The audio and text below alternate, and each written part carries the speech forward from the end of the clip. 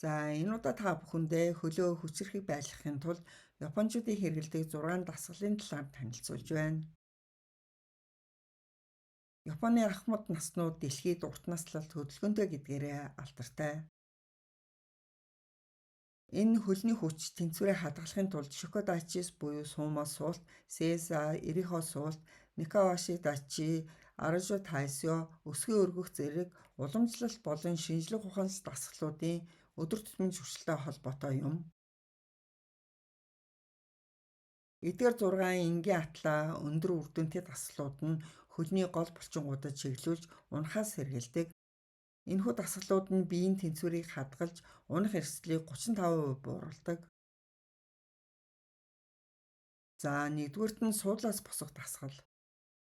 Түшлэхгүй сандал дээрээ суугаад гараа чийжэндээ зөрүүлж хөлөөрөө газар маш хүчтэй түлхэн гараа ашиглахгүйгээр цэх босоод буцаж маш удаан хяналтайгаар сууна. Кио их сургуулийн судалгаагаар буцаж суухдаа маш удаан унжиж суух үйл явц нь гуйны 4 толгойд булчинг энгийн дасгалаас 24% илүү хүчирхэгжүүлдэг болохыг тогтоожээ.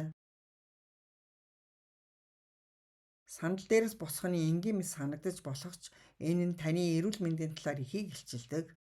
Суугаа зогсох тест нь та 30 секундын дотор сууж байсан байрлалаас хэдэн удаа зогсож чадахыг хэмжиж хүч чадал тэнцвэр уян хатан байдлын талаар ойлголт өгдөг. Хоёрдугаарт нь нэг хөл дээр зогсох тэнцвэрийн дасгал. Сандал эсвэл хананаас хөнгөн түшиж байгаад нэг хөлөө газараас 5-аас 10 см хөндөрүүлж тэнцвэрээ олоод 10-аас 30 секунд орчим зогсоно. Хөл бүр дээр 3 удаа давталт хийнэ. Доктортой болсны дараа илүү их мэдрэлийн сорилт хийхин тулд нүдэн айнад хийгээд үзээрэй. Нэг хөлтэй зогсолт нь аюулгүй алхах шаардлагатай жингийн хуваарлалт, тэнцвэр, үе мөчний доктортой байдлыг хангадаг. Кезоку зогсолт гэдэг нь нэг хөл дээрээ тэнцвэрээ хадгалах биеийн байрлалын техникийг хэлдэг бөгөөд үүнийг Японы нэг хөлөөрөө зогсох эрүүл мэндийн арга гэж нэрлэдэг. Энэ нь бага тарих болон хөлийн жижиг докторжуулагч булчингуудыг зэрэг ажилуулснаар насаа ихэхэд унах аюулыг шууд 35%-аар бууруулдаг байна. Энэ дасгалын шагааны хүч гол булчингийн доктортой байдалд нийт тэнцвэрийг сайжруулахад ашигладаг энгийн боловч маш үр дүнтэй дасгал юм. Хэрвээ та 50-аас дээш настай бол нэг хөл дөрөө хэдхэн секундээс илүү хугацаанд тэнцвэрээ хадгалах чадвар нь таны ерөнхий эрүүл мэнд хэр зэрэг хөгшиж байгааг илтгэнэ. Өдөр бүр нэг хөлөө тэнцвэржүүлэх нь урт наслтай холбоотой бөгөөд насанд хүрэгчдийн тархины эрүүл мэнд уналтаас урьдчилан сэргийлэхэд өргөнөөр санал болгож буй онцлогооны хэрэгсэл юм. За 3 дугаарт нь өсгийгөө өргөх дасгал. Хөлийн шагааг докторжуулах, алхах, хурд болон явхаас урьдчилан сэргийлэхэд чухал үүрэгтэй тэнцвэрийг идэвхжүүлдэг дасгал юм. Хөлөө мөрний хэмжээтэй байрлуулж өсгийгээ дээшээ маш өндөр өргөж үлмэгдөөд буцаад өсгийгээ газарт зөөлөн буулгана. Энэ дасгалыг 15-аас 20 удаа давтан хийнэ. Хөлийн ирээн булчин бол хүний биеийн 2 дахь зүрх юм. Энэ булчинг ажилуулснаар доод мөчтөөс цусыг дээш зүрх рүү шахах микро эргэлтийг идэвхжүүлж хөл хүндрэх хавгнахаас сэргийлдэг. Дөрөвдүгüүрт нь сеза шилжилт. Япончуудын өвдөг дээрээ суудаг соёлоос үүдэлтэй. Сандал дээрээс хагас суулт хийж гуй өвдөгний үеийг уян хатан болгох хөнгөн хөдөлгөөн юм. 5-дугаарт нь Аражо тайсо шагаан эргэлтийн дасгал. Аражо тайсо шагаан тойрог нь тэнцвэрийг сайжруулах, уналтаас урьдчилан сэргийлэх, шагаа үеийг хөдөлгөөнтэй байлгах зорилготой Японы алдарт өглөөний дасгалын үндсэн хөдөлгөөн юм. Япон 100 гаруй жил хэрэгжиж буй Аражо тайсо хөдөлгөөний дагуу өсгийгөө өргөж, шагаагаа баруун зүүн тийш маш том тойрогоор зөөлөн эргүүлнэ. Хөлөө мөрний хэмжээтэй зайтай байрлуулж зогсох эсвэл сандал дээр тухтаа сууна. Нэг хөлөө шалан дээрээс бага зэрэг өргөөд хөлөө айжмаар тойрог хэлбэрээр эргүүлж хөлийнхөө хуруугаар үл үзэгдэх тойрог үүсгэнэ.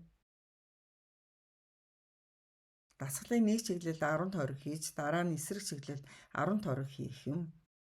Шагаан үеийн уян хатан байдал муудснаар хүн бүдэрч унах гол шалтгаан болдог. Энэ дасгал нь шагааны шингэнийг нэмэгдүүлж, үе мөчний гацалтыг засдаг үр дүнтэй. 6 дугаарт нь суугаа хуулийн сунгалтын дасгал. Энэ цусны урсгалыг сайжруулж, гуйны нуглах хэсгийн хөдөлгөөнийг хадгалж, хөлийгт нь хариу үйлдэл үзүүлнэ. Сандал дээр цэг суугаад нэг хөлөө урагш нь шалтаа параллел болтолд чулуун тэнэлгэж, гуйны булчингаа 3 секунд чангалаад буулгана. Хөл бүр дээр 10 удаа хийн.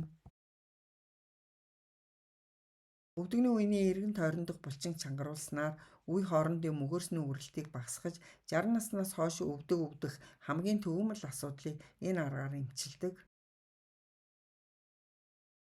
Тогоку их сургуулийн судалгаагаар эдгээр дасгалууд нь самурын хөдөлгөөн суурилсан булчингийн масс алдахаас сэргийлж, үе мөчний уян хатан чанарыг нэмэгдүүлдэг болохыг баталжээ.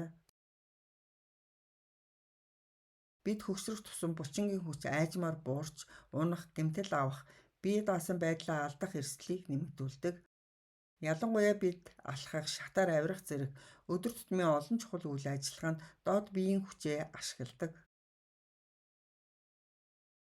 Тококу их сургуулийн судлаачид ямар ч тоног төхөөрөмж шаарддаггүй, өдөрт ердөө 5 минут зарцуулдаг доод биеийн хүчийг сайжруулдаг болохыг харуулсан шийдлийг нээжээ. Энэ самурай анх хэрэгжүүлдэг өдөр тутмын зуршлын нэг төрөл болох Эрихогийн олон зууны турш баримталдаг дадал юм. Эрихо нь Японы ёс зүй, биеэ авч явах байдал, бүхий дүрмийн багц бөгөөд Японы уламжлалт тулааны урлаг болон өдөр тутмын амьдралын үндэс суурь болдог.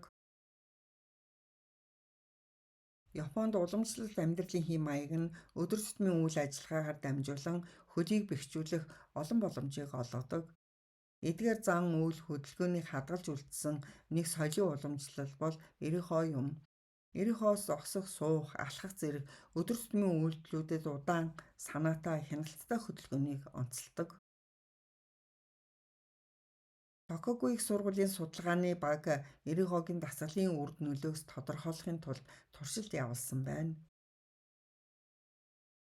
Сургалтын бүлэг нь 3 сарын турш 7 хоног дор хаяж 4 өдөр 5 минутын Эрихо дасгал хийсэн бөгөөд энэ Эрихогийн хэм маягийн хяналттай суулт сандал дээрээ сууж зогсох хөдөлгөөнөөс бүрдсэн байна.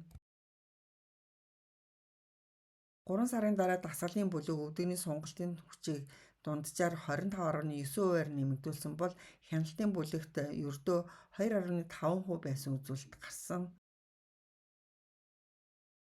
Ялангуяа өвдөгний сунгалтын хүч буюу өвдгийг тэгшлэхэд ашигладаг хүч нь хөдөлгөөн болон өдөр тутмын үйл ажиллагааны гол хэмжүүр юм. Эдгээр сэтгэл хөдөлгөөн үр дүнгууд нь Эрихо нь ахмад наснуудад бие даасан байдлаа хадгалахад нь туслахыг харуулж байна. Анхааран сонсон та бүхэндээ баярлалаа.